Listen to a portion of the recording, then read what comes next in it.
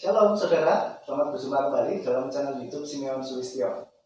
Nah, Bapak Ibu Saudara, saat ini saya mau mewawancarai seorang narasumber yang dulunya pernah ateis, ya. Nah, ini nanti kita akan mendengar bagaimana dia bisa ateis, lalu kok terus akhirnya percaya Tuhan Yesus, Bapak Yahweh, ya. Kok bisa gitu ya? Apa yang membuat beliau ini bisa percaya Tuhan lagi gitu ya. Oke, tanpa berlama-lama langsung saja kita kenalan dengan narasumber kita. Mari Pak Peter, silakan kenalkan diri. Ya, terima kasih Pak Simeon. Ya, saudaraku, nama saya Peter Purnomo dan saya sesuai tadi sudah diberitakan, saya dulu pernah ateis. Walaupun dari bayi sebetulnya saya sudah Kristen. Lalu saya juga pernah pelayanan waktu sekolah minggu sampai gede, pelayanan SMA, main musik, meladenin kur, main di band, gereja dan sebagainya. Akhirnya saya kuliah di Eropa dan kuliah saya sains kimia murni. Nah, disitulah di Eropa tersebut ketemu saya dengan profesor-profesor saya, dan ternyata saya terpengaruh karena profesor-profesor saya ateis dan mereka percaya dengan teori evolusi dan sebagainya. Nah, saya berpikir mereka kan orang pinter, ada yang doktornya sampai 3 sebagainya, masa sih bohong gitu. Pikir saya seperti itu. Ya, dan sepintas selalu argumen mereka kayaknya bener. Ya, akhirnya saya percaya. Teman-teman juga, malah ada teman-teman yang pengikut paham komunis dan sebagainya.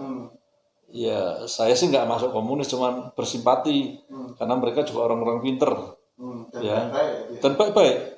Secara human gitu mereka luar biasa, sangat luar biasa, sangat menolong, sangat setia kawan, toleransinya besar, betul-betul human.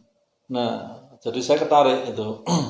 Nah, akhirnya sekitar 7 tahun saya sempat ateis, dan orang tua saya yang sudah Kristiani tiap malam nangis mendoakan saya, minta supaya Roh Kudus menjangkau saya kembali. Nah, waktu Pak Peter ateis itu apakah ngomong sama orang tua, sekarang saya nggak percaya Tuhan lagi, atau bagaimana? Ya, waktu orang tua bisa mendoakan? Betul, orang tua saya juga pernah ngunjungin ke sana. Mereka, beliau tanya pas hari Minggu kok nggak ke gereja gitu. Ya, saya sempat bilang juga, mana ada Tuhan gitu loh. Nah, yang benar tuh kita tuh evolusi gitu. Ya, tambah terkejut gitu. Waktu saya pulang pun saya juga nggak mau ke gereja. Begitu. Nah, lalu apakah ada satu titik yang membuat Pak Peter langsung, oh iya benar nih, nggak ada Tuhan nih, gitu? Ataukah berproses pelan-pelan? Terus mulai berproses. Karena awalnya kan kita dari kecil sudah beriman, terus lama-lama dengan pengaruh tadi makin masuk akal di otak kita yang sangat kecil ini. Ya, prosesnya kok masuk akal, apalagi yang ngomong orang-orang yang berkompeten di bidangnya gitu. Jadi setelah itu mulai, berarti begini gitu ya, secara rasionalnya gitu ya. Mereka kan punya dalam tanda kutip bukti bahwa misalnya ditemukan fosil ini, fosil itu. Nah, itu kalau dikumpulkan kan seperti kayak rangkaian dari amuba atau virus yang satu sel sampai yang kompleks sampai dinosaurus kan, ada semua loh nih. Cuman mata rantainya ada yang hilang sekarang karena kena meteor, kena apa dan sebagainya, teorinya kan banyak sekali itu. Begitu. Nah, lalu waktu jadi ateis, apa yang Pak Peter rasakan gitu? Apakah berbeda dengan sebelumnya, ataukah sama saja? Karena saya ada di satu environment atau lingkungan atau komunitas yang betul-betul human, baik. Secara manusia saya merasa saya baik sekarang. Ya, jadi mereka lebih baik daripada orang yang beragama. Oh. Secara kenyataan memang iya. Iya. Ya, saya tidak bisa pungkirin. Baik-baik ketika kita mau pindah rumah, wah, bantunya luar biasa. Saya dulu kalau di sana rumah tuh kan pakai karpet gitu ya, karpet tipis. Saya di sini kan nggak pernah tahu. Iya. Wah, teman-teman bantu Oh. semua, pindahan apa semua. Terus saya sebagai orang asing pun juga ditampung, ditopang gitu ya. Nah, itu memang betul-betul baik. Terus mereka tidak pelit ilmu, tidak pelit info, apa-apa semua. Nah, saya merasakan loh, dulu di gereja kayaknya berpakaian putih-putih kok ya ada yang pelit, ada yang sombong, ada yang begini. Nah, ini kok baik-baik semua. Berarti kan secara anak muda yang emosional, yang apa ya, yang mungkin masih berpikir belum panjang, ini berarti lebih benar loh. Kira-kira pandangan saya waktu itu seperti itu. Jadi yang pertama itu karena dosen-dosen segala macam memaparkan dengan rasional. Lalu setelah itu melihat kehidupan mereka yang teman-teman Oliver ada ateis itu, yang kok lebih baik juga nih daripada orang yang ngakunya beragama gitu ya Pak ya. Terus akhirnya merasa, wah berarti kebenarannya di situ. Iya gitu. Benar ya. Buat apa mikir-mikir Tuhan gitu ya Pak ya. Terus akhirnya ya lah jalan dengan ini gitu ya. Nah waktu misalkan mengalami kesulitan apa gitu, terus bagaimana Pak? Ya dengan usaha sendiri atau bagaimana ketika ateis waktu itu? Di sana saya banyak senengnya, terus terang. Apalagi begitu ya, tidak merasakan pergumulan ya. Iya. Jadi mau apapun cari orang, apalagi di Eropa banyak orang pinter. Kalau kita pengen main bola misalnya, klub banyak, orang banyak, terus kepingin main salju misalnya gitu, ya gampang sekali cari orang yang pada kategorinya itu sangat mudah di sana, karena terpelajarnya kan lebih tinggi pada saat itu kan di tahun 80-an itu. Jadi happy aja gitu, enjoy, happy. Itu selama 7 tahun Pak ya? Iya, ateisnya. Ya. Nah terus kenapa Pak? Terus akhirnya kok terus bertobat? Oh iya ada Tuhan juga nih, mengakui Tuhan lagi itu bagaimana ceritanya Pak? Saya tidak langsung bertobat sebetulnya. Saya berbekal, dulu sebenarnya pernah diajak teman, ada seminar di Kota Bonn, yaitu ada seorang profesor multidoktor yang ngasih seminar, namanya Profesor Arthur Ernest Wilder Smith. Dia dari Reading University di England sana, penasihat NATO, tinggal di Swiss waktu itu juga, dan dia memberikan seminar yang menyebutkan bahwa teori evolusi salah. Akhirnya di seminar itu saya juga membeli sebuah bukunya dalam bahasa Jerman, namanya Die Erschaffung des Lebens. Mungkin saya berikan file atau cover bukunya nanti bisa dipaparkan di kesaksian ini nanti di layar. Ya, nah saya masih ingat itu dari penerbit Telos. Jadi karena itu salah satu buku yang akhirnya menjadi titik balik saya juga. Cuman belum, saya baru baca, akhirnya terus saya pulang. Mulai goyah belum? Sedikit ya ada. Kok ada ini orang hebat tingkat dunia, penasihat NATO ini macam-macam pokoknya seabrek ya. Jadi yang sana profesor, ini juga profesor. Nah, terus karena sains saya juga ngerti sedikit-sedikit. Nah, dia menyanggah teori abiogenese dari Darwin, terus bahwa kalau protein dengan ledakan light sinar dan sebagainya, kalau menurut teorinya bisa jadi makhluk hidup, dia sanggah semua. Ya, dan ya kalau diterangkan nggak mungkin lah. Saya sendiri juga sudah banyak lupa di buku itu karena bacanya sudah akhir tahun 80-an. Ya akhirnya pulang Indonesia. Nah, pulang Indonesia saya diajak teman lama dari gereja untuk waktu itu pelayanan Natalan. Ya atas nama toleransi saya main aja lagu-lagu Natal. Kan lagu Natal kan sudah kita kenal semua, jadi latihan sebentar bisa. Terus akhirnya pas Natalan itu kalau nggak salah itu ada Helmi Peso 5, ada Pati Sisters, jadi manggil artis. Iya, iya. Nah, di situ saya mulai merasakan lagi, mungkin ya tipis-tipis tapi berarti. Ya Tuhan mulai ngili-ngili saya lah gitu Iya, ya. iya. Mulai terasa apa betul sih nggak ada Tuhan gitu loh. Jadi menimbulkan keraguan kembali. Iya. Ya, iman ateis saya goyang gitu kira-kira. Bukan iman kepada Tuhan, Iya. tapi kepada ateisnya Ateis. goyang.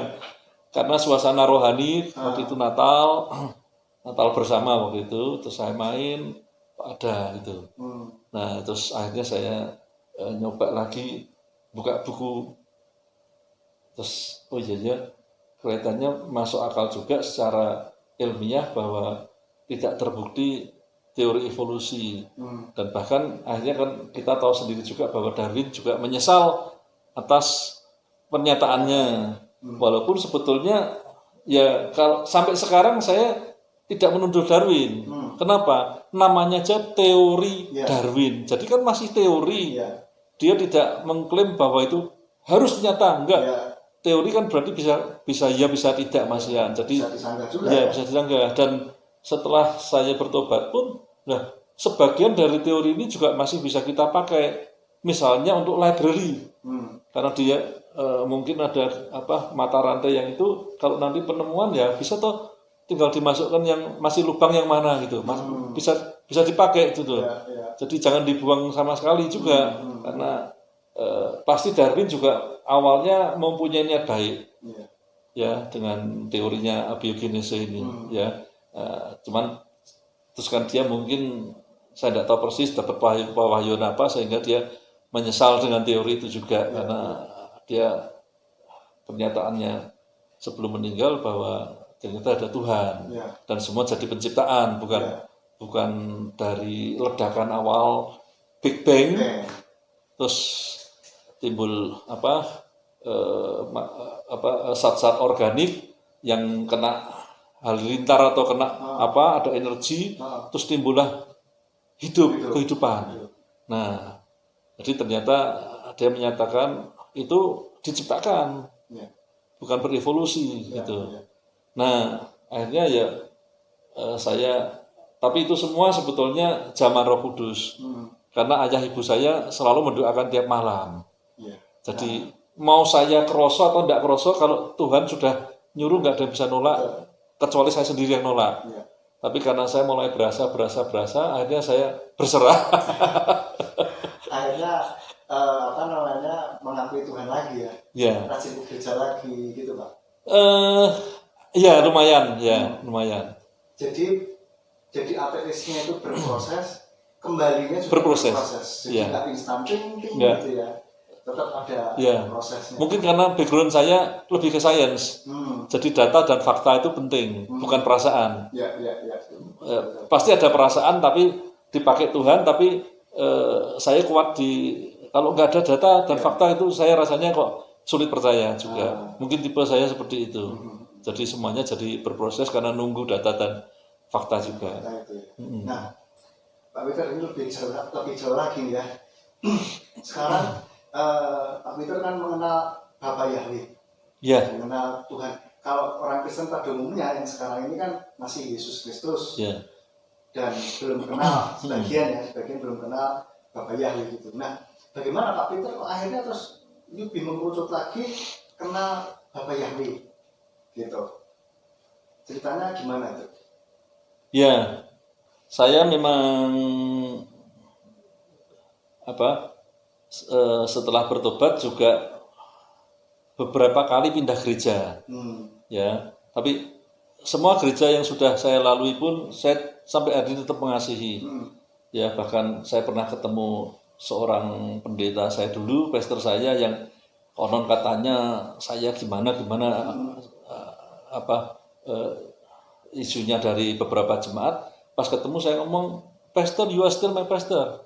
Cuman saya di luar di lain tembok gereja seperti itu. Jadi jangan salah paham gitu loh.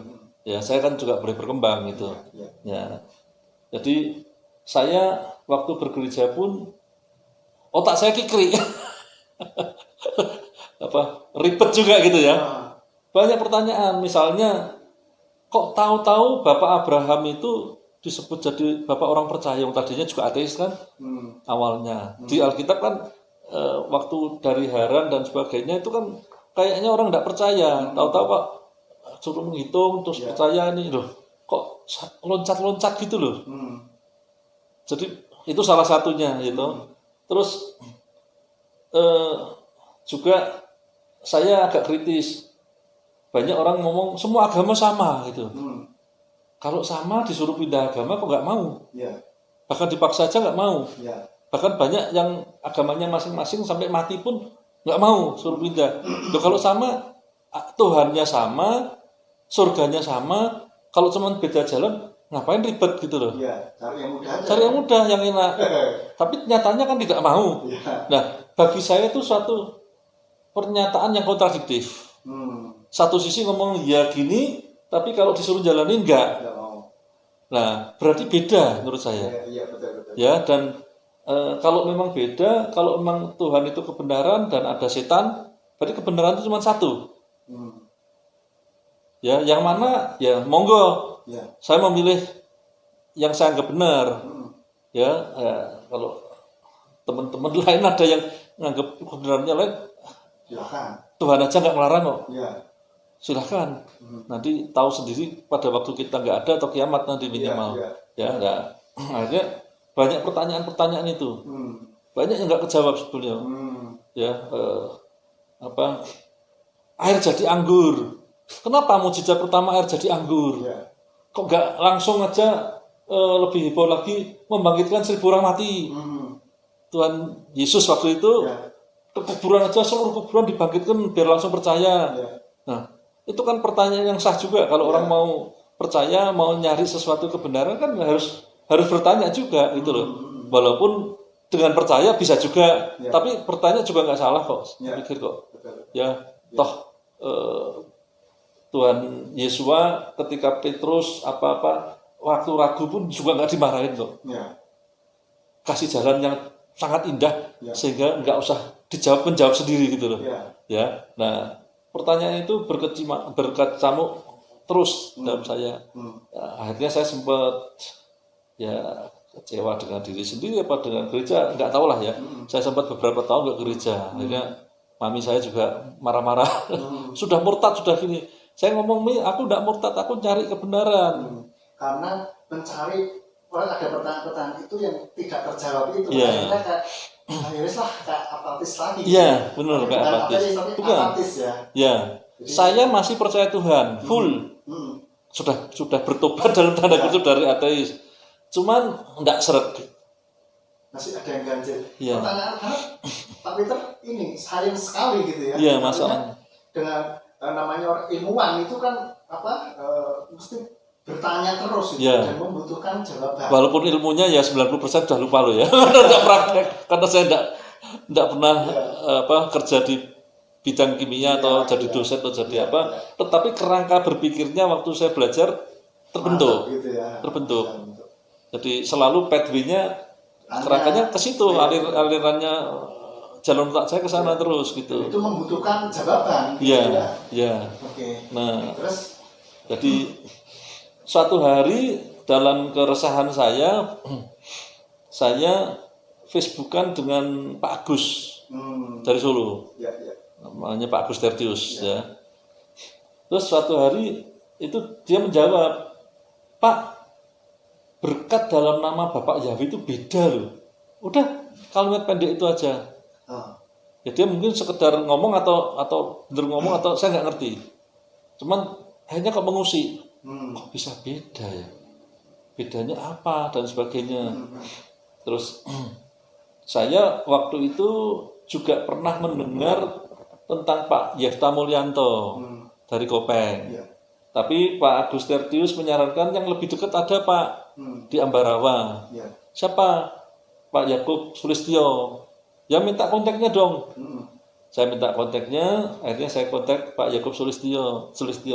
Akhirnya saya datang ke Gereja Pemulihan Firman Surya Kebenaran di Ambarawa. Jalan Dr. Cipto 120. Terus habis kebaktian saya minta waktu. Akhirnya kita di rumah Pak Yakub bincang-bincang, karena pada awal saya juga kaget waktu di gereja Pemulihan Firman untuk GPF ini kok beda banget dengan yang dulu gitu. Saya kaget, ini penuh dengan pertanyaan juga.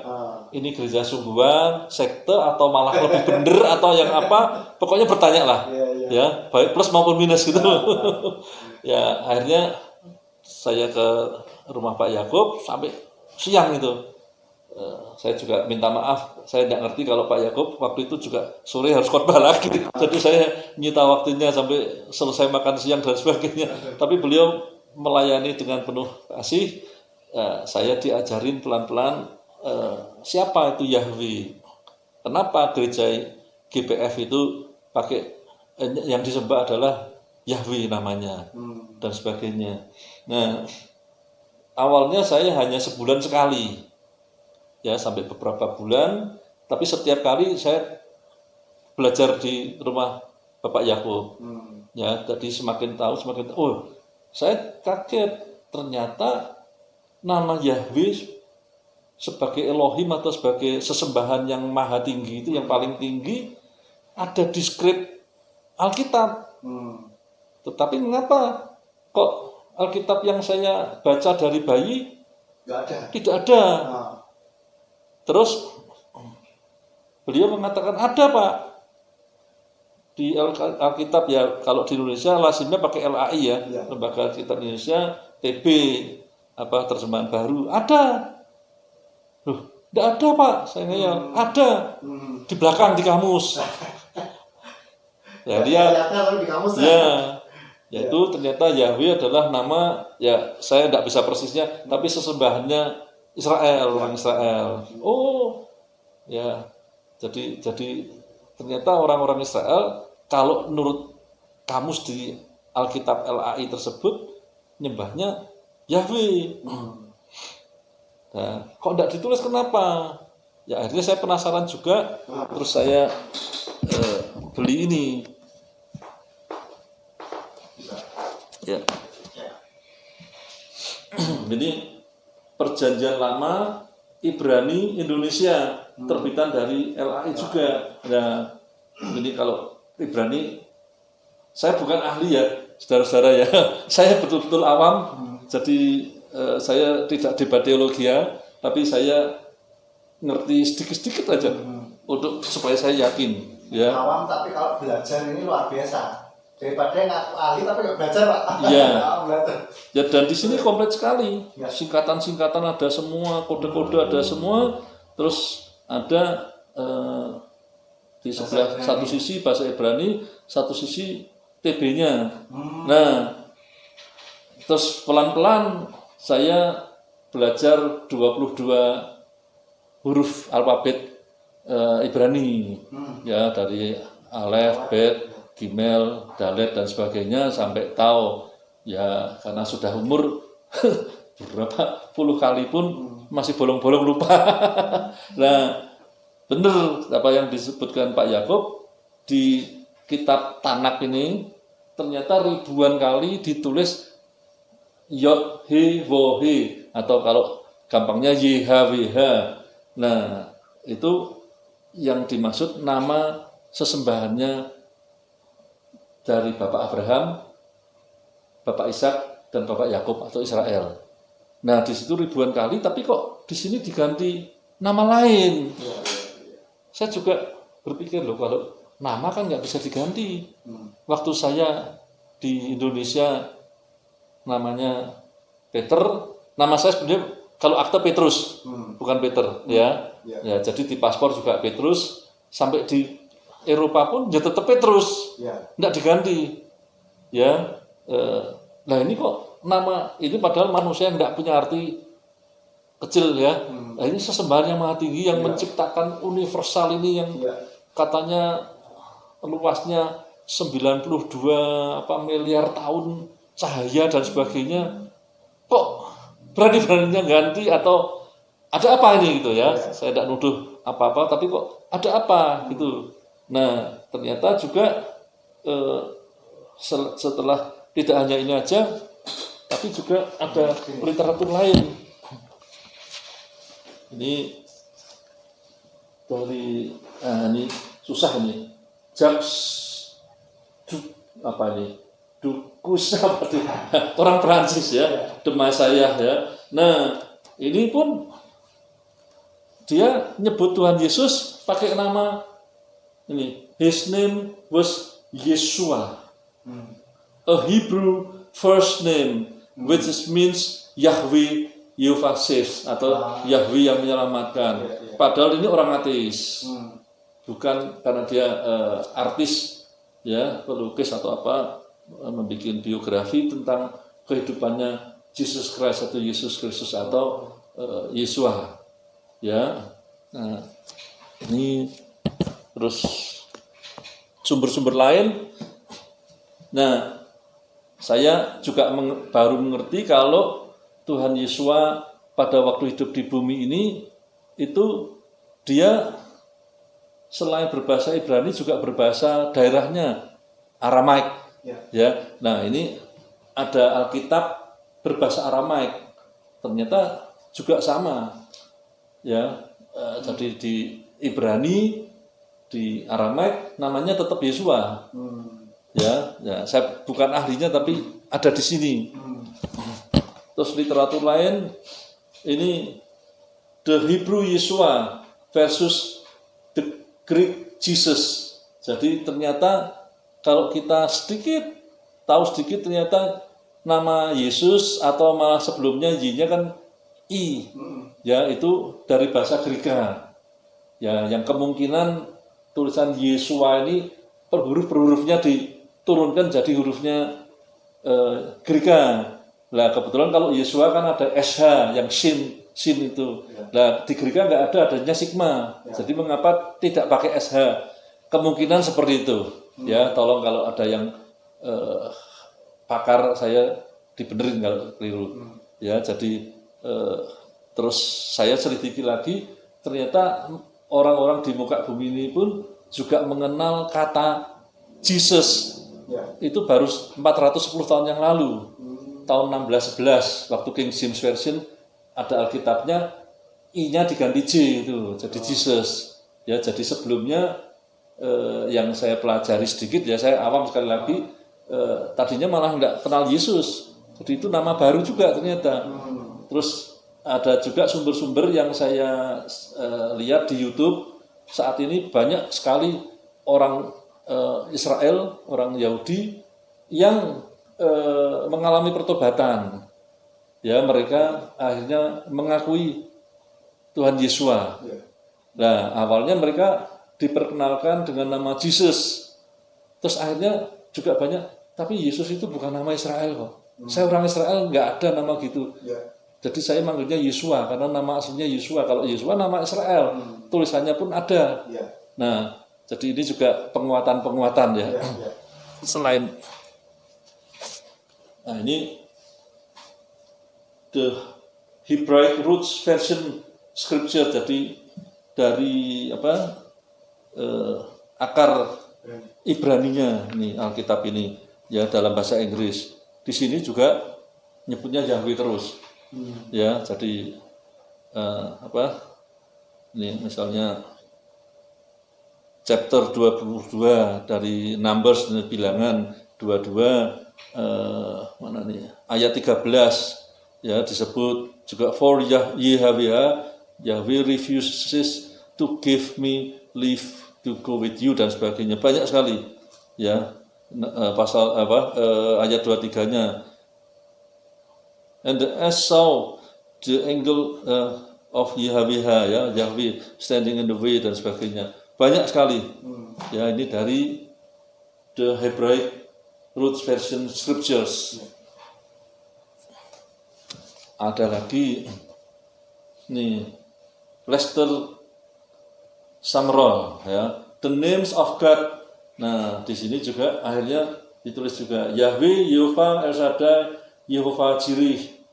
Ya, nah ini juga di sini menyebut nama Yahweh, ya, yang dulunya kita kalau berbakti pakai nama pinjaman, Ya, pinjam. pinjam dari saudara-saudara kita yang beragama lain, yaitu tepatnya agama Muslim, karena agama Islam orang-orang Muslim ini punya sesembahan yang tertinggi namanya Allah.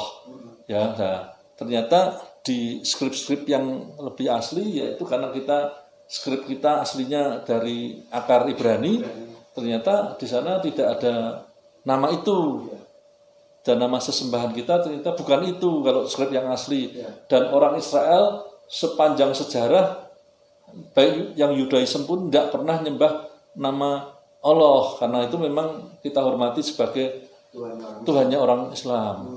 Ya, jadi berarti kok saya punya akar skrip kita dari akar Yahudi, manggilnya Yahweh atau Yahweh, kok tahu-tahu menjadi seperti itu, ya. Nah, ini masih banyak lagi kalau dia ini. Ya, ini The Names of God Bible dan sebagainya, ini semua mengacu ke nama Yahweh. Nah, bahkan ini ada Alkitab pastoral Katolik punya untuk di Filipina. Nah, jadi orang Filipina yang pastoral Katolik pun Alkitab mereka pakai Yahweh. Ya. Christian Community Bible Catholic Pastoral Edition, ini di Filipina juga pakai Yahweh. Nah, kok gitu ya. Dan masih ada lagi ya, ini juga ada Hebrew English Bible, ya, juga pakai Yahweh semua. Dan masih banyak sebetulnya kalau kita telusuri dari skrip-skrip yang mengacu ke Ibrani. Nah, kok kayak ada sesuatu inkonsisten. Begitu di Indonesia, kok namanya kok beda. Nah, ini kan nama gitu. Saya berpikir, terus akhirnya suatu hari saya pernah ditunjukin Alkitab bahasa Indonesia, kalau tidak salah itu terbitan dari 1929 atau 39, saya lupa. Di situ Alkitab bahasa Indonesia masih terjemahannya masih yang OE, U jadi OE dan OE jadi U sekarang. Itu pun ditulis masih Yesus mengajar di masjid, ya, di masjid. Jadi bukan sinagoga. Ya. Nah, terus kelambu Ka'bah terbelah jadi dua. Waktu disalib kan tirai bait suci itu disebut di Alkitab bahasa Indonesia kelambu Ka'bah. Terus Yesus memberikan salam, Assalamualaikum warahmatullahi wabarakatuh. Padahal aslinya kan Shalom Elohim, Shalom Aleihim, sorry. Ya, maaf.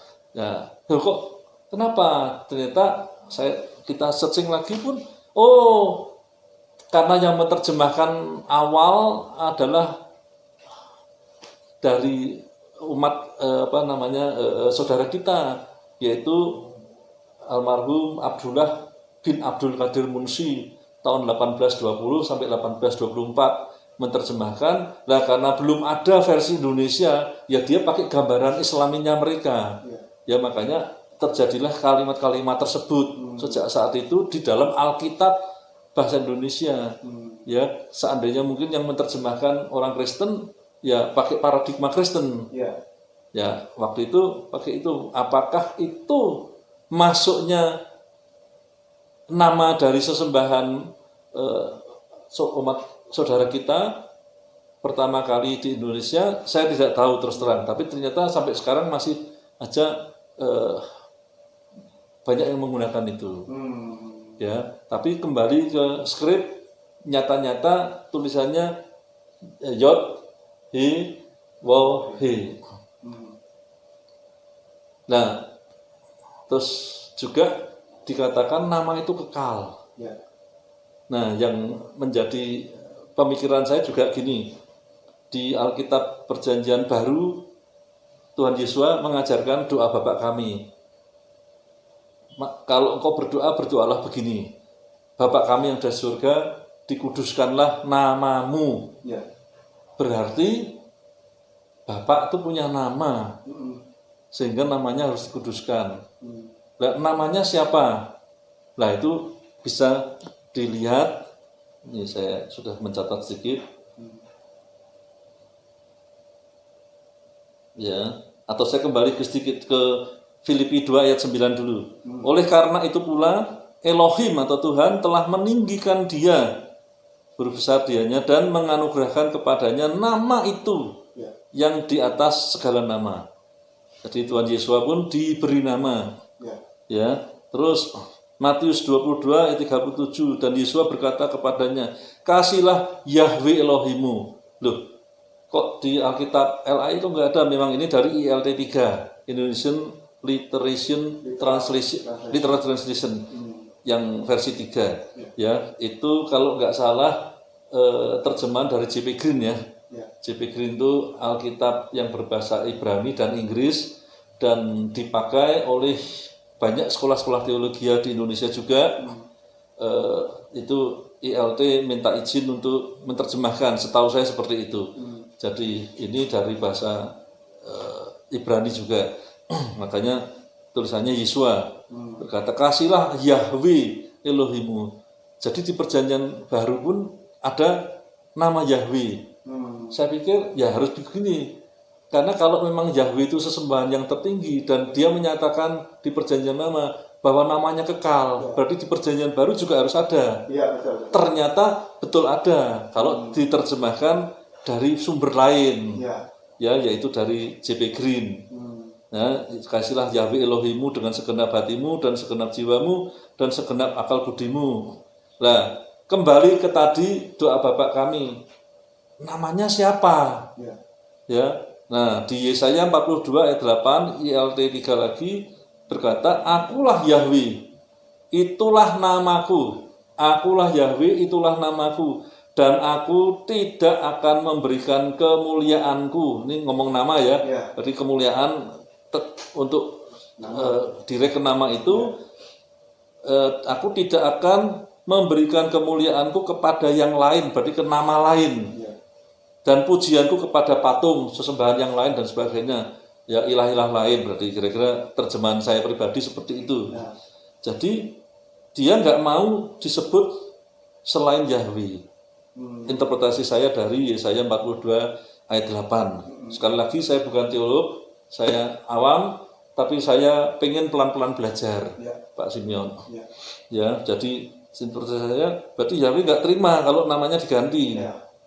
Ya, nah berarti kalau tidak terima dari ayat 40, Yesaya 42 ayat 8, berarti terjemahan apapun ya kembali ke Yahweh. Karena tidak mau diganti. Ya, nah terus juga saya sadur sedikit di Yeremia 32 ayat 20 dari ILT 3. Sebab engkau yang menaruh tanda-tanda dan keajaiban-keajaiban di tanah Mesir sampai pada hari ini, dan Israel serta di antara manusia, dan engkau telah membuat nama bagimu, punya huruf besar, seperti pada hari ini. Nah, berarti punya nama. Ya kembali ke tadi, yaitu Yahweh. Kejadian 33 ayat 20 ILT 3. Dan di sana dia mendirikan sebuah mezbah, dan dia menyebutnya Elohim Israel. Nah, padahal kan Elohimnya Israel ya adalah Elohimnya Bapak Abraham, Bapak Ishak, dan Bapak Yakov. Yaitu siapa? Yahweh lagi. Keluaran 20 ayat 7 ILT 3.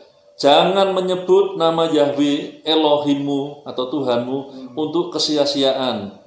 Karena Yahweh tidak akan membebaskan orang yang menyebut namanya untuk kesia-siaan. Jadi kalau terjemahan biasanya jangan menyebut dengan sembarangan. Jadi nama dengan sembarangan aja dilarang. Ini kalau firman itu kan kenceng berarti. Karena Tuhan itu bukan Tuhan yang pelin-pelan, Tuhan yang betul-betul exactly itu ya itu. Ya, jadi dia eksak. Ya. Cocok ini. Ya, jadi tidak mau disebut dengan sia-sia, apalagi diganti. Nah, jadi ini masih ada lagi. Keluaran 23 ayat 13. Dalam segala hal yang telah kufirmankan kepadamu, haruslah kamu waspada, dan janganlah kamu menyebut nama ilah-ilah lain. Hal itu janganlah terdengar dari mulutmu.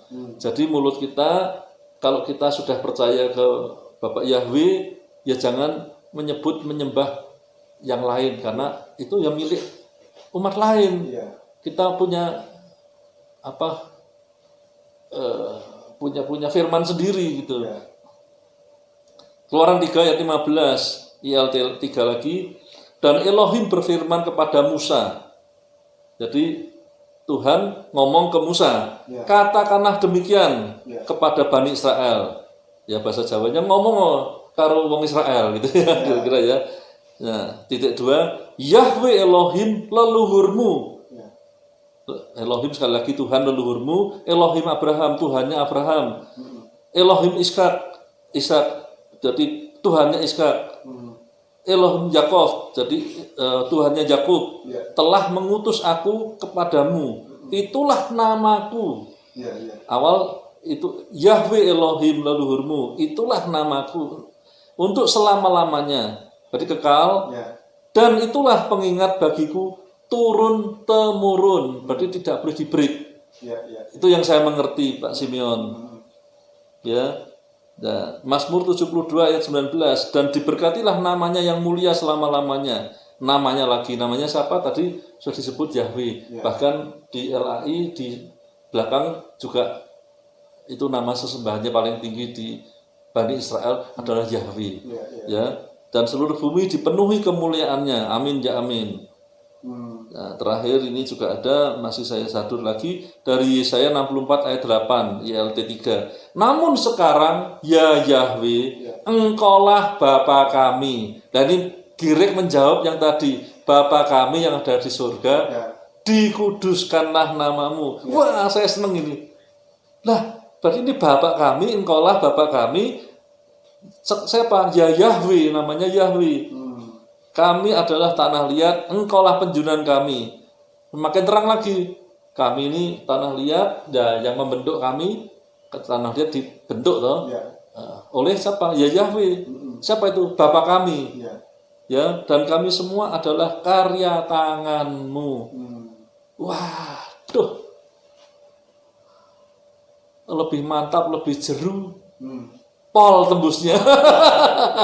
Berarti sejak kenal nama Bapak Yahweh ini, pertanyaan-pertanyaan yang sebelumnya, yang waktu zaman ateis juga, itu mulai terjawab semuanya gitu Pak, start demi start. Ya, saya malah berilustrasi, saya dulu kan sering bepergian, jadi terpaksa banyak nginep di hotel.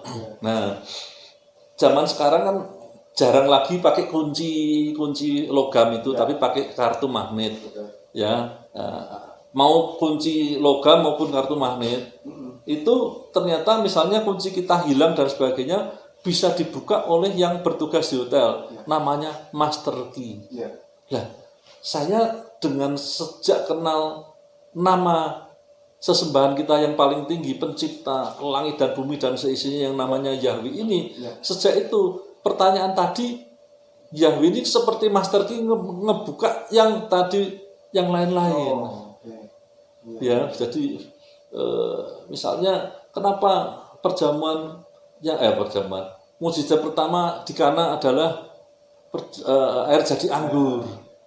Ya, dulu saya nggak ngerti, ternyata ya air anggur ya mulai kebuka, air hidup anggur darah. Ya itu pertama dia sudah menyatakan bahwa nantinya dia akan mempersembahkan hidupnya, darahnya pun diberikan semua. Jadi sudah ngasih aba-aba. Itu. Ini semua kebukanya karena ada master key dan lain-lain itu.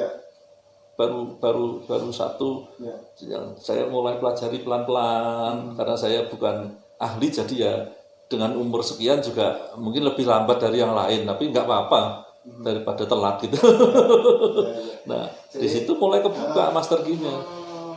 Jadi setelah terima nama Bapak, itu Bapak mulai merasa kayak jadi ada master key ini ya. Ya. Mulai Istilah saya ya. Iya, ada, Ini bukan mau mengecilkan ya, arti Bapak Yahweh, bukan loh ya. Betul.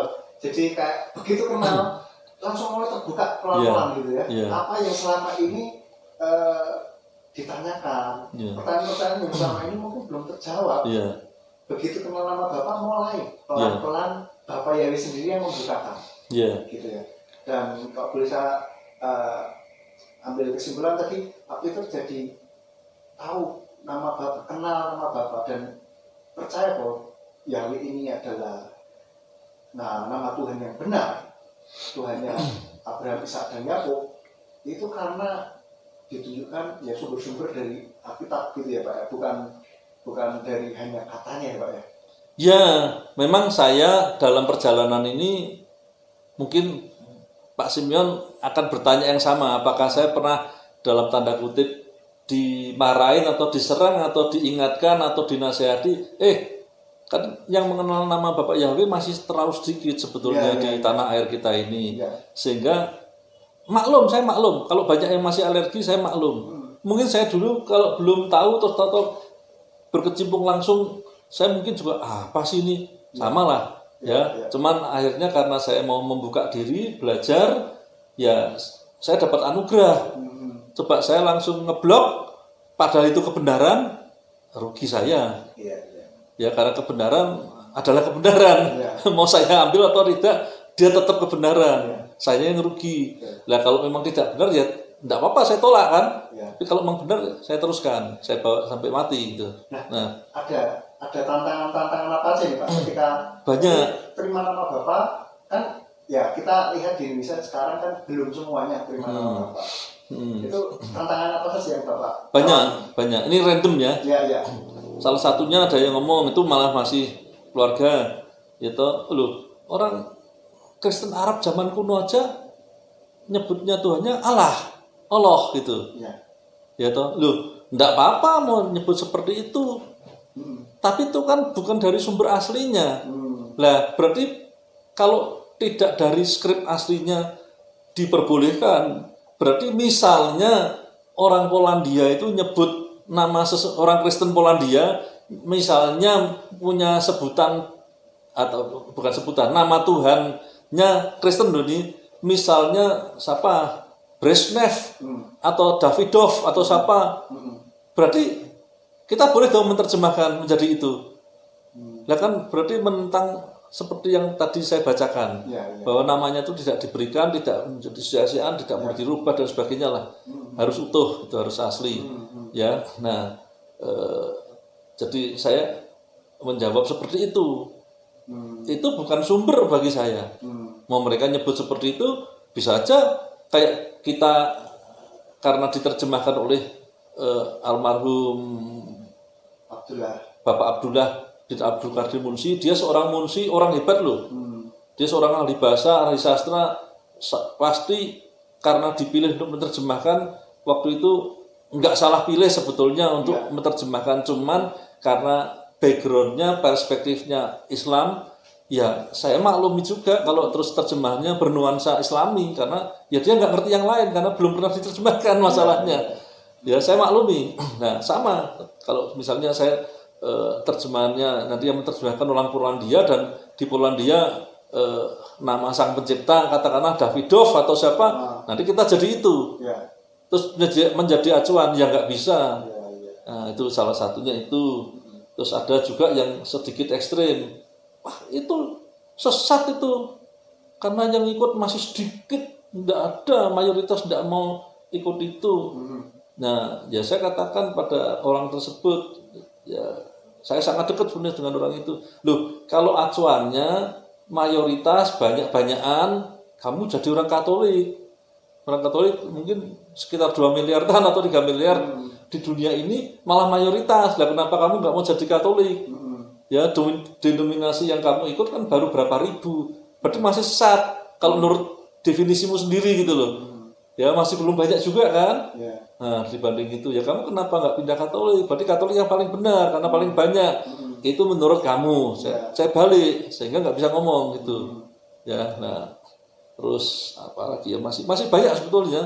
Jadi ada yang pernah bilang Pak Peter ini sekarang jadi saksi Yehova ya? ya Ada ya? bener. Oh, Ya saya balik, saksi Yehova itu yang apa? Itu yang nyebut Yahweh. Betul. Selain itu apa lagi? Ya nggak tahu, taunya itu toh. Lah ya. Tahu nggak kalau saksi Yehova selain Alkitab menggunakan Alkitab yang lain juga? Nggak tahu. Lah ya sudah. Ya, jadi kalau kamu untung kamu bertanya nggak nuduh, saya tanya gitu. Coba kamu nuduh, tak balik kamu. Enggak, gereja kami itu tidak ada saksi Yehovanya sama sekali. Gereja kami murni dari Alkitab yang ada, ya, yaitu kita lebih ke akar Ibrani, jadi Tanakh yang diterjemahkan di ILT maupun Brit Kadasa, yaitu Alkitab Perjanjian Baru yang sudah dikembalikan ke bahasa Ibrani juga, ya, di mana Yesus aslinya Yesua, ya, itu yang kami anut. Tidak lebih dari itu sumbernya, yaitu ya sumber yang ada Ibrani yang bersumber juga yang dari Gua Qumran di Laut Mati sana. Ya memang kan yang asli nggak boleh dijamah mungkin ya di museum di Yerusalem sana, mungkin kan sudah disalinkan menjadi kodeks apa atau apa gitu, sehingga itu yang boleh saya nggak tahu. Ya, saya hanya mengira-ngira seperti itu. Ya, ini salah satu turunan dari itu asli. Itu udah turunan dari yang asli mengatakan Yahweh jelas ribuan kali. Ada yang menyebut 6.000 di Perjanjian Lama sendiri 6.880, ada yang nyebut 6.820, ada yang nyebut 6.828. Ya, mungkin karena sebagian Elohim, sebagian Yahweh, saya nggak ngerti. Ya, tapi yang jelas ribuan kali. Ribuan kali ya. Ya. Jadi itulah yang membuat kita akhirnya percaya ini bukan jadi balik ke Kristen yang seperti biasanya, seperti yang dulu. Ya. Justru ini lebih otentik. Ya. Lebih dalam lagi ya. Ya. Karena berakar ke Ibrani itu. Ya. Itu pun masih ada tantangan, Pak Simeon. Loh, orang Israel sendiri nggak berani nyebut Yahweh atau Yahweh. Mereka nyebutnya Adonai, Hashem. Ya. Betul. Nah, karena mereka sendiri tidak berani nyebut, ya, karena mungkin ada beberapa peristiwa di mana mereka tidak berani nyebut nama Bapak Yahweh. Mungkin mereka pas dalam keadaan berdosa, jauh dari Tuhan, dan lain sebagainya, akhirnya mereka merasa tidak layak. Itu urusan mereka.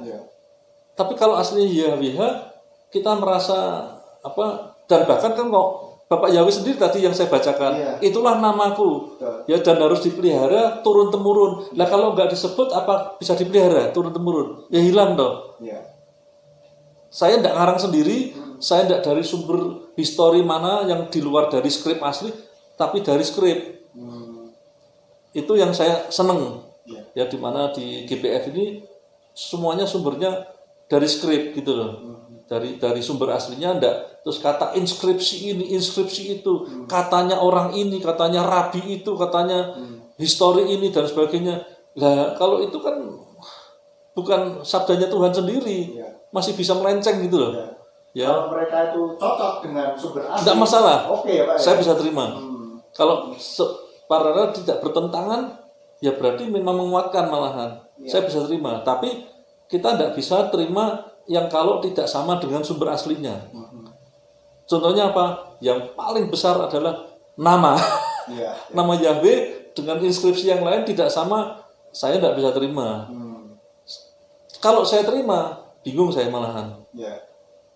Nama Tuhan saya itu yang benar yang mana? Inskripsi ini dan itu, ABC dan sebagainya, atau skrip asli, atau turunan dari skrip asli. Yang mana?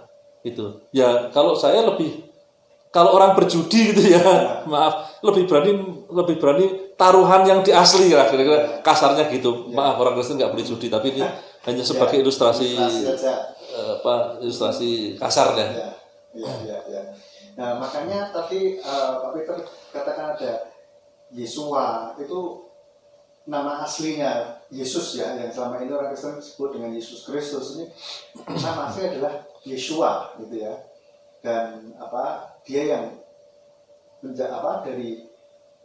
jadi Yesua ini adalah Bapa Yahweh sendiri yang jadi manusia begitu, dalam wujud manusia gitu ya. Ya, dulu saya berpikir Yesus atau Yesua itu karena diajarkan demikian adalah 100% Tuhan, 100% manusia. Ya.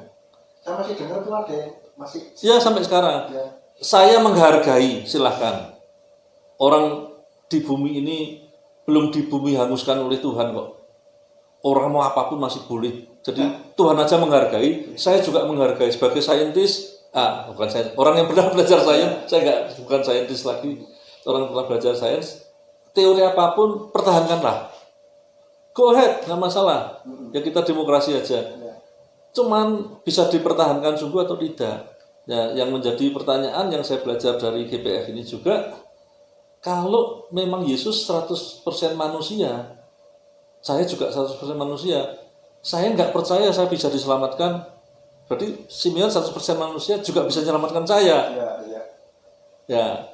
Jadi kalau dalam bahasa Inggrisnya adalah siapa Yesua, atau orang mengenal lebih familiarnya dengan Yesus di sini. Siapa? Who is Jesus? Who is Yesua? Itu adalah Elohim atau God atau Bapak Yahweh in human form. Di dalam wujud manusia, tapi bukan 100% manusia. Karena ya ini keluar sains saya dikit. Kalau Tuhan Yesua atau Yesus itu 100% manusia, persis pelek dengan kita hasil dari pertemuan sperma dan ovum di kandungan ibu kita. Saya nggak percaya itu. Ya, dan memang Alkitab katakanlah itu terlahir dari Roh Kudus. Berarti kalau terlahir dari Roh Kudus, menurut hemat saya, baik ovumnya maupun spermanya itu bukan dari manusia, tapi sudah berbentuk janin dari sononya, langsung plek gitu. Apakah itu sperma dan bukan urusan saya, urusan Tuhan. Gitu, karena itu misteri. Nanti kita tanyakan aja besok kalau udah di surga. Sekarang mau gelut, mau perang dunia ke 50 sekali, nggak akan jawab. Ya, percuma. Ya, jadi itu memang misteri ilahi.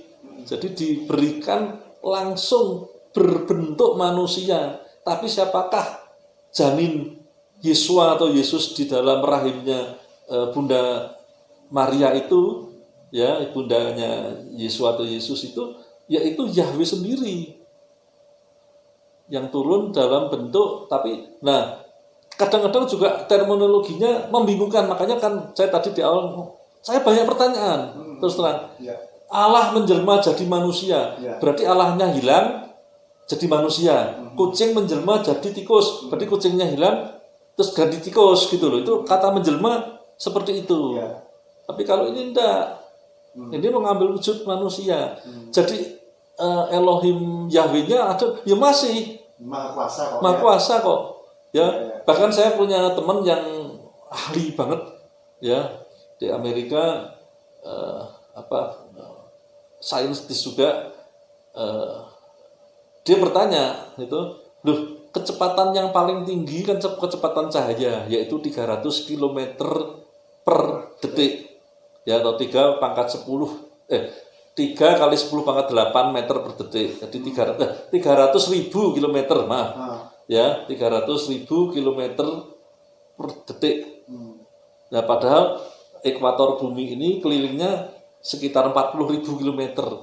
Berarti 1 detik cahaya itu sudah 2/3 kali, 7 kali lebih mengelilingi bumi ini. Sudah cukup cepat, tapi dibanding universal yang sekian miliar tahun cahaya. Nah, Tuhan kalau kontrol, padahal kecepatannya paling maksimal kecepatan, berarti kan kalau kontrol dari ujung universal ke universal memakan 92 miliar tahun. Ya toh? Nah, itu karena pengertian mereka pakai masih 3 dimensi, dimensi waktu, dimensi apa. Saya jawab. Nah, itu kalau kita masih terperangkap istilahnya ya, dalam dimensi-dimensi tersebut, dimensi waktu. Nah, kamu harus tahu, sekarang kamu pakai pikiran Tuhan. Tuhan bisa di dimensi itu. Contohnya Yesua 2000 tahun yang lalu masuk dimensi waktu. orang ngomong sekarang time traveling atau apapun silahkan teorinya. Tapi Tuhan juga bisa non-dimensional. Ya karena Tuhan juga omnipresence, berarti dia dari pojok sampai pojok ya ada semua di mana-mana. Nah, wujudnya manusia ada 2000 tahun yang lalu, mulai dari perut atau rahimnya Ibu Maria. Nah, itu yang saya terus berpikir ke arah sana. Jadi bukan ini sendiri-sendiri gitu loh. Kalau sendiri-sendiri berarti pribadinya beda. Kalau pribadinya beda, nanti kayak itu tuh Yahweh, Elohim sama kalau orang biasanya Lucifer yang sebetulnya namanya Hilal bin Sakar. Ya, kalau pribadinya beda, akhirnya bisa cekcok. Nah, bisa. Nah, nanti kalau Yahweh sama Yesua pribadinya beda, kalau cekcok kita ikut siapa gitu. Bingung saya. Jadi di Alkitab Ibrani berkata Echad. Echad itu ya satu til udah, bahasa Jawanya satu til. Jadi nggak dibagi-bagi, nggak diapa ya satu tuh. Berfenomena banyak, misalnya sebagai Elohim di seluruh apapun, baik di Samayim di surga maupun di universal maupun di bawah bumi sekalipun ada Yahweh, atau dibatasi dengan tubuh karena ngambil berbentuk manusia, ya itu fenomenanya. Tapi sebetulnya oknumnya satu. Ya ini oknum atau enggak saya juga masih harus mengaji lagi nih. Saya juga belum full ini. Pribadinya satu. Iya satu. Gitu. Nah, Pak Peter, lalu kan waktu Pak Peter kembali tidak ateis, terus sudah dibaptis itu Pak? Sudah. Terus terima nama Bapak gini perlu dibaptis lagi atau memang apa ya sudah dibaptis kok? Ya, saya awalnya cuek aja, tapi setelah lama-lama tahu iya ya Elohim kita ini luar biasa dan namanya tidak mau diduakan. Lah kalau dulu saya dibaptis atas nama Elohim lain atau lain atau apa, berarti kan saya belum di dalam nama yang sesungguhnya. Makanya terus saya berinisiatif, saya minta dibaptis ulang dalam nama Elohim yang sesungguhnya, yaitu Yahweh Besem Yeshua Hamasyah, ya Wiruah Kodes, ya atau juga Roh Kudus dan Roh Kebenaran, Ruah Kodes, Ruah Emet ya. Nah itu jadi baptis lagi, Pak. Saya baptis lagi. Tapi sama selam tapi di dalam nama yang berbeda. Tapi waktu dulu misalnya masih pakai nama Allah Bapa, Allah Putra dan Allah Roh Kudus gitu. Tapi kan yang dituju sama Pak gitu. Kenapa harus dibaptis lagi Pak? Maksudnya orang itu kan karena belum kenal ya waktu dulu. Betul. Jadi pakai itu yang dia tahu, tapi maksudnya itu sama gitu. Kenapa harus dibaptis ulang pakai nama yang itu Pak? Seolah-olah memang kayaknya maksudnya sama kalau kita berpikir secara dangkal ya. Tapi kalau tahu bahwa itu oknum yang berbeda dan sudah tahu beneran, ya saya harus mengambil sikap. Yang sesungguhnya yang mana, yang saya percaya yang mana. Ya, jadi memang kayak orang masih nyebut Yesus karena belum pernah mendengar nama aslinya Yesua, kita maklum. Tapi misalnya saya sudah tahu nama Bapak itu Simeon, tapi sebelum kenalan begini, saya ngeledek dikit nggak apa-apa ya, minta maaf. Saya ngertinya Simeon, kucing gitu loh. Lah masa setelah saya kenal sungguh, saya tetap ngotot manggil Pak Miong gitu, kan yo saya nggak menghargai dong. Ya saya bertobat dikit, saya mulai manggilnya Pak Simeon. Sama karena baptisan buat saya itu bener-bener saya dikubur. Ya saya sering kadang-kadang ledek kok, teman-teman Kristen sekalipun ledek, kamu pernah bunuh nggak gitu? Enggak. Kamu pernah merampok, memperkosa? Enggak. Jangan main-main kamu. Pernah? Wih, enggak pernah demi Tuhan. Pernah, tapi enggak pakai tanganmu, enggak pakai tulang ragamu. Nenek moyang kita ini loh, yang mungkin pasti ada yang pembunuh, ada yang perampok. Dari Adam dan Hawa katakanlah kalau 6.000 tahun yang lalu, kalau kalender paling tua kan Ibrani sekarang kan 5781, hampir hampir 6.000. Kalau dibagi kira-kira satu generasi 25 tahun terus kawin punya anak, kira-kira kita keturunan ke 200-an. Nah, dari 200 ke atas ini pasti ada yang macam-macam. Dan dosanya itu kan terus masuk ke DNA kita. DNA sebagai, kalau di kita saya ambil DNA karena itu menjadi simpul-simpul dari memori. Karena memang tahun 2012 di Amerika ditemukan bahwa 1 gram DNA manusia itu sebagai harddisknya manusia 700 terabyte. Wah. Lah manusia yang sekitar mungkin bangsa 400 sekian gram, ya berarti sekitar 300.000 terabyte kira-kira. Belum sel kecerdasan yang lain dan sebagainya ya. Nah, jadi sementara saya anggap itu entah yang dosa di rohnya, tapi nyimpennya di DNA. Karena kita kan ada yang non fisik, intangible, ada yang tangible itu. Nah, bagian tangible-nya sementara saya nggak berani pastikan. Baru teori pribadi saya ada di DNA situ. Ya, itu pun kan kalau begitu, kenapa saya juga baru sadar kalau di Alkitab Yohanes atau Yohanan katakan Injil itu tidak bisa ditulis semua, bahkan seluruh langit kalau itu masih kurang gitu. Ternyata memang nggak perlu ditulis karena apa yang dirasakan dari Adam dan Hawa itu terekam di memori, di DNA, cukup DNA kita untuk merekam itu semua. Jadi sebetulnya kita ada Alkitab yang tidak ditulis itu mungkin ya yang dialami nenek moyang kita ada tersirat, tapi mengapa kadang-kadang anaknya orang baik-baik tiba-tiba kok jadi jahat? Nah, itu akibat dosa asal. Cara teoritis nggak mungkin anaknya orang baik-baik baik-baik, tapi peringainya tuh susah.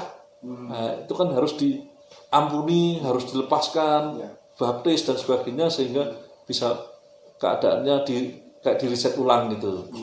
Nah, itu menurut saya gitu. Makanya perlu dibaptis. Pakai nama Bapa ya. Dan memang sudah kenal dan menerima nama Yahweh, ya baptis lagi. Betul. Nama Bapa Yahweh. Betul, karena nama itu yang berkuasa. Ya. Jadi Bapak Ibu yang belum baptis, yang sudah terima nama Bapa Yahweh tapi belum dibaptis, pakai nama Bapa, baptis pakai nama Bapa. Ya. Nah, Pak, pembicaraan kita luar biasa, seru sekali ini. Excited ya? Excited, luar biasa.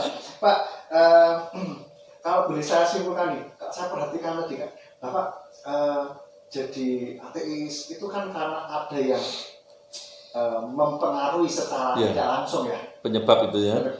Lalu teman-temannya juga ateis juga gitu. Sehingga akhirnya sudah ini ateis. Ya. Lalu akhirnya kembali terus mulai ada bersinggungan lagi dengan orang-orang yang beragama, dalam hal ini adalah agama Kristen. Kenal Tuhan Yesus lah, waktu itu Yesus lah ya, masih belum Yesus. Terus merasakan dampaknya dari mereka juga gitu ya. Itu akhirnya kan menyentuh hati. Tentu saja itu pekerjaan Roh Kudus. Karena dikabulkannya doa-doa dari orang tua Peter ya. Jadi kalau boleh saya simpulkan, ternyata dengan siapa kita bergaul ini juga sangat mempengaruhi gitu ya. Dan kalau bisa orang yang bergaul dengan kita ini bisa kita pengaruhi hal yang baik. That's gitu right, ya. Dan dari pemikiran, ucapan dan terutama tindakan kita ini harusnya menjadi berkat gitu ya. Sehingga kayak Pak Peter akhirnya merasakan kasih Tuhan melalui orang-orang di sekitar. Betul. Yang akhirnya betul juga nih, terus dorongan dari Roh Kudus untuk baca kitab lagi, mempelajari lagi gitu ya Pak ya. Jadi, bahkan memberitakan kembali ulang ke teman-teman yang dulu di yang belum mengenal nama yang sesungguhnya ini. Betul. Saya bukan apa-apa, karena saya juga ditolong, saya menerima anugerah. Saya bukan orang benar tapi jadi dibenarkan. Saya bukan orang kudus. Saya berjuang untuk kudus sebisa saya, tapi sisanya yang masih jauh saya dikuduskan. Jadi di semua itu. Tapi dinya itu bagian yang pasifnya tapi saya punya bagian yang aktif. Ya, ya. Itu saya juga harus, ya saya ibaratkan begini, Tuhan Yesus sudah mati bagi kita, terus menghancurkan si kepala ular, bangkit kembali dalam kemenangan, dan kita mendapatkan tiket keselamatan. Nah, jadi kita sudah punya undangan ini ke Samayim. Nah, tadi pagi kebetulan saya dengar khotbah Pak Simeon juga, jangan disia-siakan, jangan dibuang. Ya, bahkan anak saya tadi malam sampai kita tuh jam 1 aja belum tidur. Pak, artinya apa toh? Cincin ditaruh di moncong babi, di Alkitab ngomong gitu. Ya cincin kan harusnya di gini, kalau di moncong babi ya jeglek nih, artinya enggak levelnya, ya malah jadi sia-sia, artinya oh gitu tuh. Nah, sama tiket ini kita jangan istilahnya, mungkin kalau saya nambahi boleh, khotbahnya Pak Simeon tadi pagi, jangan dipakai ugal-ugalan gitu karena bisa hilang. Gitu. Kita enggak mau hilang, tapi karena kita ugal-ugalan ya hilang. Sungguh ibaratnya saya diundang Pak Simeon punya pesta, saya dikasih undangan, tapi saya di jalan tol karena ugal-ugalan saya nabrak, saya mati nggak nyampe gitu loh. Atau ini nggak tak pegang, kebuang atau dicuri orang atau apa, ya akhirnya nggak nyampe juga gitu loh. Tapi undangan pasti selamatnya ada. Itu ada terus. Cuma kita pegang terus atau ugal-ugalan tadi. Nah, itu kan lain perkara gitu loh. Nah, sama setelah mendapatkan nama sesembahan, jadi karena nama penting. Pak Simeon punya rumah, yaitu rumahnya Pak Simeon. Saya Peter punya rumahnya Peter. Lah kalau saya nyebut saya mau ke rumahnya Simeon, ya enggak mungkin ke rumah saya toh. Nah, sama kalau sesembahan saya adalah Yahweh, saya mau ke rumahnya Bapak Yahweh, ya enggak mungkin ke rumah bapaknya orang lain lah. Dan sebaliknya. Nah, jadi disitulah saya memberitakan sebisa mungkin tetap ini karya Roh Kodes atau Roh Kudus yang tapi saya menjadi alat saja sekecil-kecilnya dari Bapak Yahweh supaya bapakmu namanya itu dan rumahnya yang itu loh. Jangan yang bapak namanya yang lain. Kalau kamu belum ngerti ya enggak apa-apa, tapi tak kasih tahu. Sisanya mohon Roh Kudus yang memberi pencerahan sahabat-sahabat saya gitu. Jadi saya dapat pelajaran lagi dari kesaksian Pak Peter bahwa setelah jadi Kristen, mengenal kebenaran itu harus terus belajar lagi sendiri. Jangan cuma katanya Pak Peter, hanya katanya saja, tetapi supaya kita juga belajar sendiri, supaya ngalami sendiri gitu ya Pak ya, sehingga ngerti apa yang betul-betul sampaikan, gitu. Apa yang kita imani. Jadi iman kita nggak iman buta gitu ya. Bahkan lebih dari itu Pak Simeon. Kalau ini pribadi ya, karena setelah Tuhan Yesus itu bangkit, terus Tuhan menyatakan diri selama 40 hari, bisa tembus tembok, bisa makan bersama, perjalanan ke Emmaus dan sebagainya.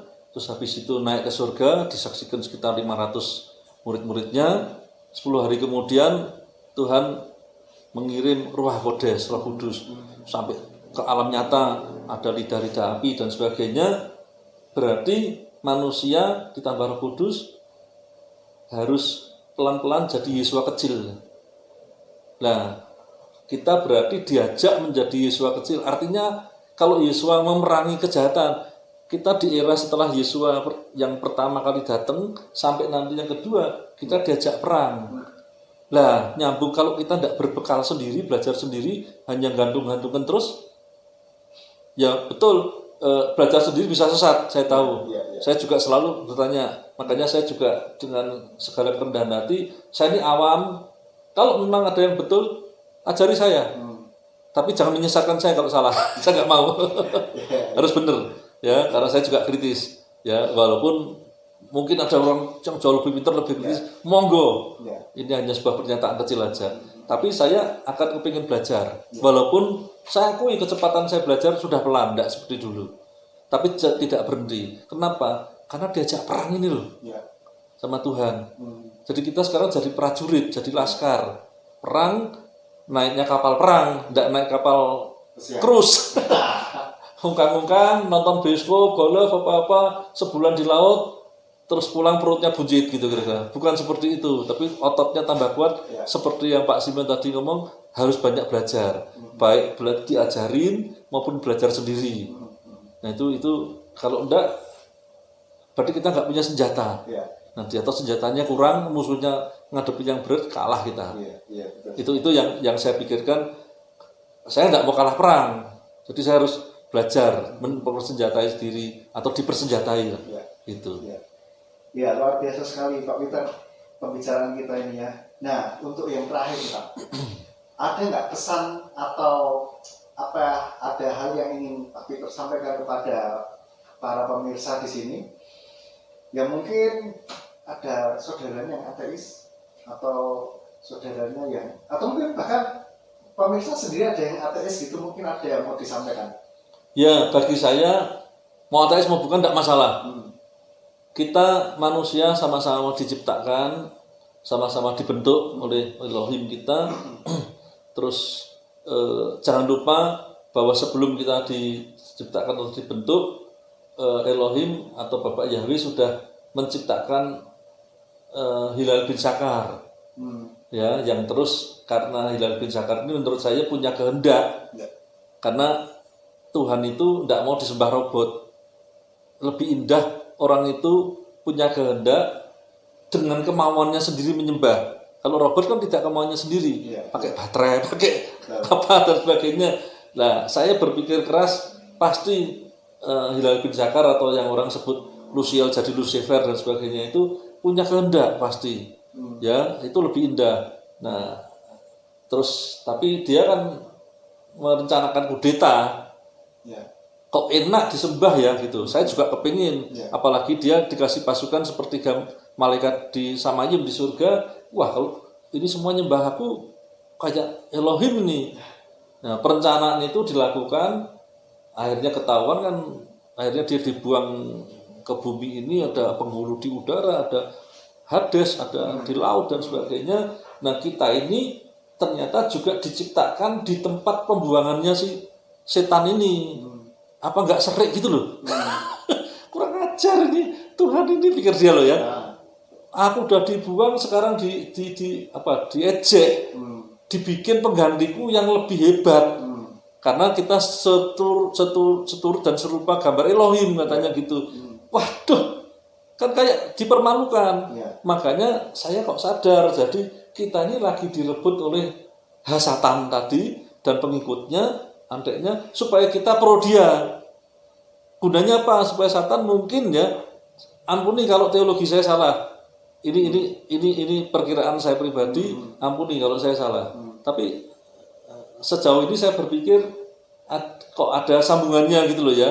Ya, terus kan jadi berusaha mempermalukan Tuhan. Walaupun Tuhan nggak mungkin bisa dipermalukan gitu loh. Ya toh lu yang kamu ciptakan untuk menyembahmu gagal loh gitu loh. Nah, jadi itu usaha setan. Nah, kalau kita sudah sadar bahwa kita dibohongin setan, ya kita cepat-cepat berubah dong.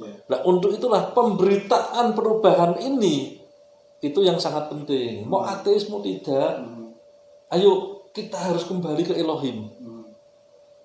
Kita sendiri bagian kita perjuangkan sekenceng-kencengnya, sekeras-kerasnya. Kalau motivasi kita benar, sisanya itu dibenarkan, diluruskan, digenapi, apa-apa semua sudah lunas semuanya. Dan satu lagi, kadang orang istilahnya dibohongi lagi oleh setan. Banyak orang bergereja, wah pelayanan begitu rupa. Pikirnya kalau tadinya jarang baca Alkitab, terus sekarang baca 100 pasal atau 1000 pasal sekalipun per hari. Mikirnya lebih disayang Tuhan. Wah pelayanan, wah kolektornya dibesarin, diumumkan kalau perlu. Wah ini loh, sebagai contoh secara manusia ya betul, ya memang jadi panutan. Tapi jangan merasa lebih disayang Tuhan, karena saya akhirnya juga belajar sayangnya Tuhan itu nggak bisa lebih, nggak bisa kurang karena sudah sempurna, sudah sangat sempurna. Jadi mau kita nambah ini nambah itu nggak pengaruh. Tuhan tetap sayang. Bahkan orang berdosa sekalipun Ya. kita lihat yang di samping kanannya salibnya Tuhan Yesus, dia baru kenal itu loh. Ya. Sayangnya sama kayak kita kok. Ya. Langsung dijanjiin hari ini juga engkau bersama aku ada di Firdaus. Nah, yang benar adalah kalau kita berbuat banyak ke Tuhan, kita yang tambah sayang Tuhan. Bukan Tuhan tambah sayang kita, enggak. Tuhan karena sempurna. Kita yang tambah sayang Tuhan, itu harus. Tapi motivasinya tetap yang lurus. Ya. Ya, jadi kita tetap mencari jiwa-jiwa untuk dipulihkan ke nama yang benar, supaya arahnya juga alamat yang benar, yang punya alamat juga benar, perbuatannya benar, tadi enggak golek goro-goro, enggak ugal-ugalan, Ya. tiketnya sudah dipegang, nyampe. Ya. Dan kiranya kita ketemu di sana yang bersama gitu loh. Amin. Amin. Jangan tersesat lagi. Jangan kayak 5 gadis yang bodoh. Ya, karena ugal-ugalan. Ya. Nah, saya kadang ya masih ugal-ugalan, tapi begitu Roh Kudus mengingatkan, nangis hati saya, kepingin Tuhan aku nggak mau gitu lagi. Untungnya Tuhan panjang sabarnya, minta ampun. Jadi kita selalu ada kesempatan untuk terus berbenah diri terus. Nah, itu yang pengalaman saya. Kalau memang ini dianggap baik oleh yang menyaksikan video ini, ya monggo di copy paste atau dilebihkan. Saya nanti belajar lagi dari saudara gitu. Iya, ya luar biasa sekali Pak Peter. Pesannya ini tidak hanya, tadi saya pernah ngomong, tidak cuma untuk ateis, tapi orang-orang Kristen juga. Semua ya, luar biasa sekali. Terima kasih sekali Pak Peter untuk waktunya, kesaksiannya yang luar biasa, menguatkan dan membuka wawasan untuk kita semuanya lebih lagi mengasihi Tuhan, mengenal Tuhan lebih lagi terus. Okay. Ya, bahkan sebetulnya tambah dikit. Silakan, dari kecil ngomongnya haleluya, haleluya. Saya baru tahu ketika saya nggak ahli Ibrani, nggak ahli apa, tapi kan karena bergereja yang dari akar Ibrani, akhirnya haleluya artinya terpujilah, yahnya dari Yahweh. Berarti kan dari kecil saya sebetulnya sudah benar terpujilah Yah, karena itu singkatan dari Yahweh. Itu orang Israel ngomong Yah itu berarti Yahweh yang dimaksud. Nah, berarti sudah gitu kok masih delul ya. Nah, jadi kalau saudara-saudara semua yang sudah mengatakan haleluya, haleluya, nggak sadar Anda dan saya sudah nyebut terpujilah Yahweh loh. Ya. Nah, maka dari itu ya full aja ke Yahweh. Ya. Jangan ke nama lain sesuai dari ayat-ayat yang tadi saya bacakan gitu. Ya, itu bukan ayat saya, bukan ayatnya Pak Simeon, tapi Elohim sendiri yang nulis itu dari tangan para nabinya. Ya. Makasih. Terima kasih sekali Pak Peter untuk kesaksiannya dan waktunya yang sudah disediakan untuk kita semua. Bapak Ibu Saudara, kiranya video ini boleh menjadi berkat bagi kita semuanya, memperkuat iman kita semakin hari semakin mengasihi Tuhan lebih lagi dan berusaha untuk hidup di dalam kebenaran firman. Oke, sampai di sini video kita pada kali ini. Bapak di dalam nama Tuhan Yesus Masiah memberkati. Shalom. Shalom.